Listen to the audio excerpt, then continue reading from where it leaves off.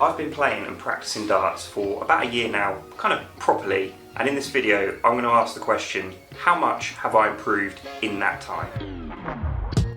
Now what motivated me to do this video is I've had a number of people in the ODKL message me about picking up darts new, how do we improve, how long is it going to take? I've been trying for a few weeks now since putting a board up and I've got worse. I'm not getting any better at all. How do I improve and how long is that going to take? Well, in this video what I'll do is I'll break down how I've got on physically in events from January right the way through till December. We'll look at all of our online stats from the streams that we've done throughout the year with you guys, taking you guys on. And then finally we'll look technically at my throw. So we'll look at how it was when I started, what it looked like, what I was doing well, what I wasn't doing too well. And I've got a review of that from a professional coach. And of course what it looks like today and if it's getting better, which I like to think it is. So let's get into this video. So firstly, let's talk about the journey playing competitions, playing lots of different local venues in tournaments, by the end of the year playing the ADC and how that journey was. So if you look back at some of the footage from my vlogs, you'll notice my first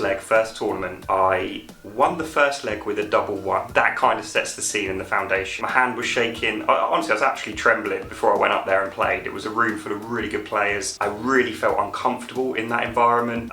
Definitely felt out of my depth. I'm definitely more comfortable with a golf club in my hands than a dart, and I just couldn't get over that kind of nervousness. And you can kind of see how we become more comfortable in that environment, and the only way through it was just by doing it. I lost in the second round in the first tournament. You can see my average for that competition was 45. Really felt like I didn't show what I was capable of at the time, but actually looking back, maybe that was what I was capable of. Fast forward through some of the vlogs and some of the competitions that I've played in, and if you're looking here at the stats and at some of the footage, you can see ending the year, the last quarter of the year, I've played just under 10 weeks of ADC, and through many weeks we've almost touched the 60 average. We've just won, until last week actually, we'd won more than we'd lost. We've now just lost more than we've won. And we're playing against players of a similar ilk or above. I'm definitely at that kind of 54 to 57, usually week on week, and that finds me kind of competitive in quite a lot of legs, usually very close legs when we win them, but sometimes picking up some victories as well. I would say that this has been the hardest part of that journey because, as I said, I felt really uncomfortable in that environment. It's getting used to having people watching you. The way the venues are set up is anyone can walk around and see your game. If you're playing against somebody that people know, of course they're going to be coming in and cheering for them as well. So it's a whole different environment, actually very different to golf, where usually you're just playing against somebody or in a competition and there's no one else watching. It's just you and the ball and the hole so far away. This is only feet away, but still struggle with this. Anyway, what I'm really pleased about though is from first tournament 45 up to playing week on week ADC, where our average is kind of 54 to 57. I do just want to caveat that. I don't really care when I'm in the competition what the average is. I'm actually really trying hard to get through one of the group stages at the ADC at the moment, and that's one of my goals. And if you're interested actually to find out more about how I've improved from that kind of 45 up to touching 60, I'm gonna be releasing a number of videos over the next few weeks, so be sure to subscribe to the channel and watch out for them. But the premise is there is no real substitute for just getting in there, getting in that environment and getting comfortable playing on different boards with different lights, in different settings, and you'll find the more you do it, the easier it becomes. So that's physically. You can see just a real journey over the last year of improvement through some pretty decent disciplines, consistency in practice and play, and yeah, really looking forward to how we can go and how we're going to get on this year. Let's move on now and let's have a look online at some of the stats from the streams and we can see any development there, and then we'll finish the video by taking a look at my throw before what the changes were in the lesson that I had and some of the ways that we've made some improvements to our technique getting the dart out there. And then we'll take a look at the final throw, wrap things up, and move on to looking forward to this year, of course.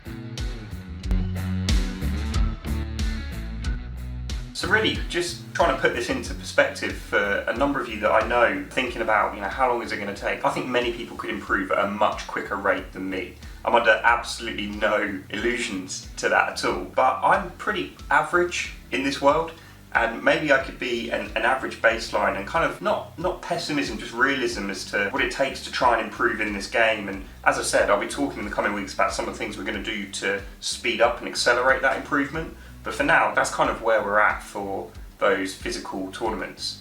Now onto online, let's take a look at some of the stats. Now first and foremost, let's just set a real benchmark. Now looking back here, November 2023 is where we picked up. We had a few games and we were averaging 41. Sometimes I can be quite critical to myself, but I can see here that there is improvement just from, you know, compound interest of effort, of turning up and playing month on month. So let's go into 2024 and look at January. January we lost loads of games and we averaged 54. So that's a little bit misleading, I would say. When you're losing games, your average is a little bit higher because you're not finishing out the legs. I mean, I'm losing a lot there, as you can see. Moving through the year, let's take a look at March. Again, these are just games from streaming. So at this point I was playing quite a lot more on Naka at this point, but you can see again, averaging 49, which is where we were at sort of Q1 last year. Fast forward then through the months, let's look at May, and yeah, we're starting to see a step change here. We've played a lot more matches,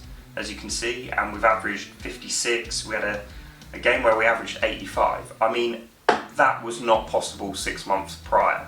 So to those of you that have just picked up darts where you may be new or you feel like you might be stuck at a certain level, what I found is the average does creep up. And I know for this video we're quite average heavy rather than results focused, but you know, stick with me, the average has crept up, but our very best performances have improved massively. I mean, you know, there's a check out of 102, which we didn't see earlier in the year, and our best match here with an average of 85, which I don't think I've repeated since, but what it shows is what you're capable of. The ceiling is higher, the average creeps up, but the ceiling becomes higher, the best performances become higher. So moving through the year, let's crack on through to say August, where again, average 53, a little bit down, but we're now over 50 every time. Our first 9 for the month was over 60, so our scoring game is improving as well. And it just kind of demonstrates that story of the average is really incremental from start of the year to end, and it's not linear. This journey is never linear. It's not going to be a straight line going up, 52, 53, 54, 55, 56, but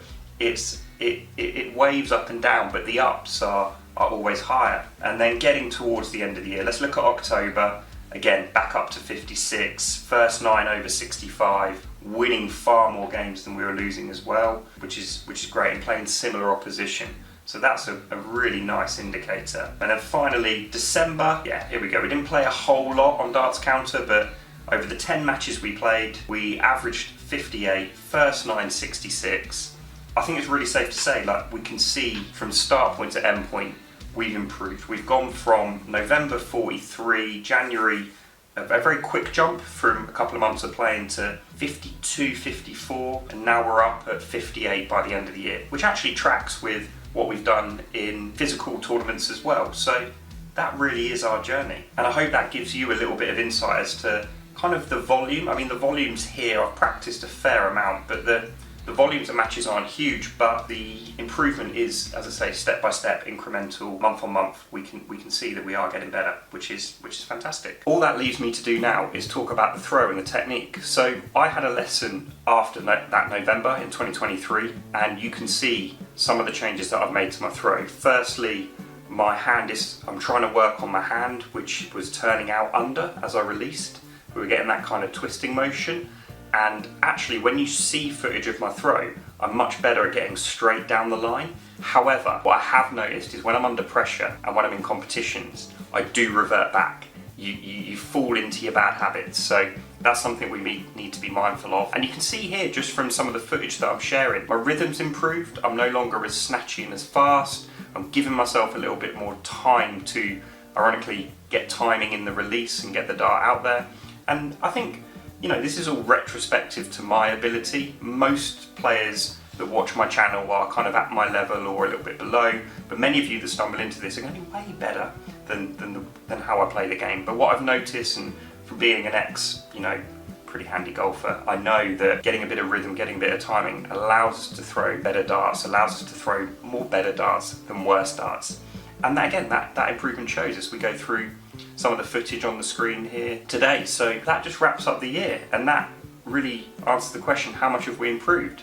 The answer is, listen, nowhere near as much as I would have hoped. But you can definitely see that we're trending in the right direction. This is our journey, we're all different. We are going to get to those kind of ceilings that we need to work out how we're going to break and blast through, but it's not a linear journey, and sometimes to get better we do need to make changes that will make us a little bit worse initially. So we're going to get on now, we're going to start working on our game, throw a few darts before we take Misha to the train station, and yeah, let me know what you think of this video. Something a little bit different, lots more coming up in terms of the vlogs and some of the ways that I've got from that 43 up to 57, 54, 55, 57, 57 average now. I'm going to share a lot more about that, so for those of you that are on that sort of beginner journey, be sure to subscribe to the channel. To all the members and everyone that's been following along since the start, thanks for your continued support. See you on the ODKL very soon, and I wish you a very good morning, evening, whenever you're watching. Take care. Bye.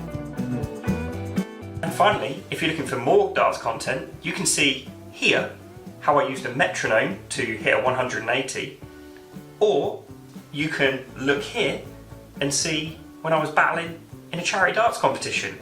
Whatever you do, as ever, have fun, farewell, see you in the next one.